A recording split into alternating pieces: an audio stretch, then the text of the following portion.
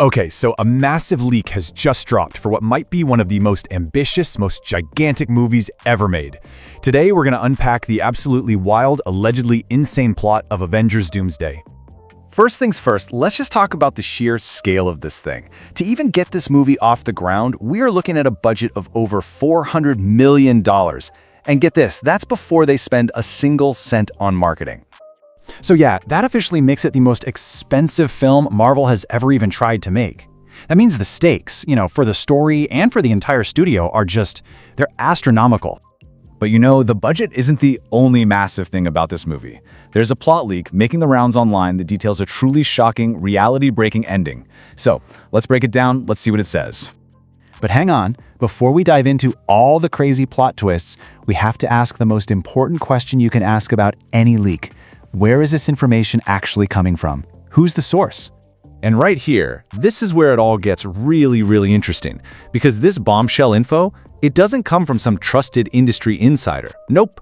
Apparently, it all started with a single post on Reddit, which a bunch of online scoopers then grabbed and started reporting like it was their own exclusive.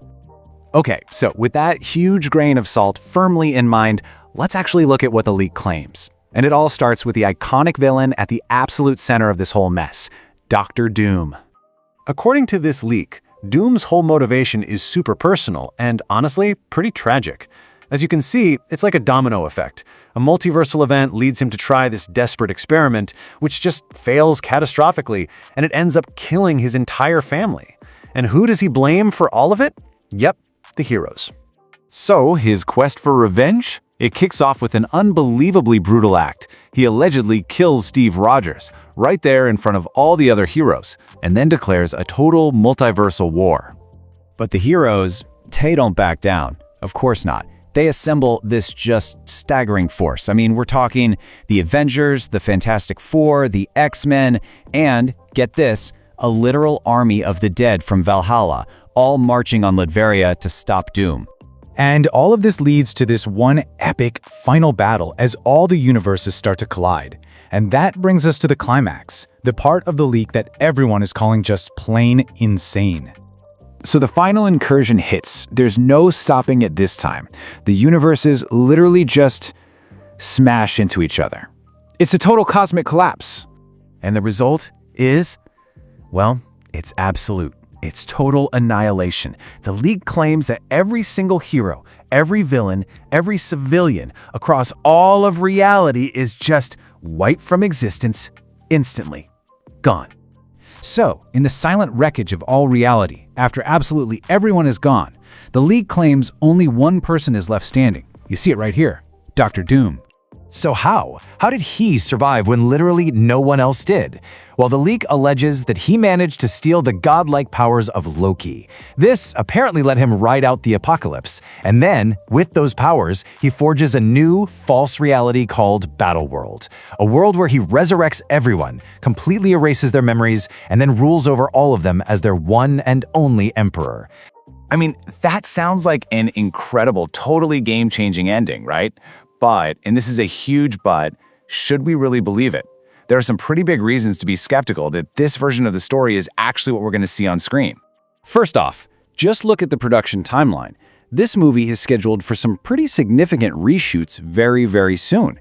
And that's a time when major story elements, like, the entire ending, can be completely rewritten. With the sequel, Secret Wars, not even starting to shoot until August, there is a lot of time for things to change. The second really big criticism here is all about the stakes. Look at this chart.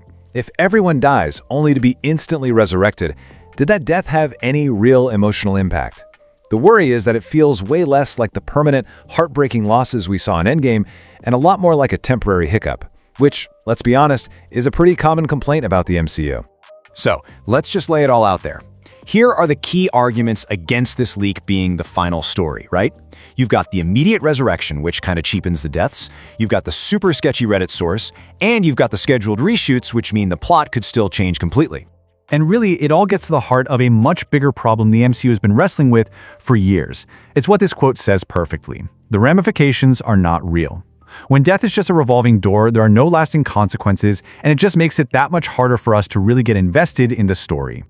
So, look, while this leak tells a completely fascinating story, it's just that. It's a possibility, not a guarantee.